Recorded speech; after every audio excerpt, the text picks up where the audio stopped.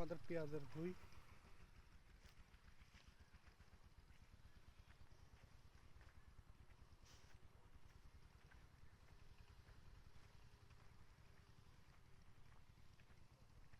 হ্যাঁ, কাজ করেন। না, ভালো। পেঁয়াজ কেমন ভালো হয়েছে না? মামা,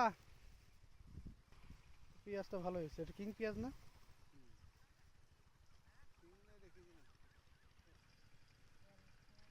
এই আমার এই মামা, এই শ্বশুর বাড়িতে এই বইখানে যৌতুক পেয়েছে।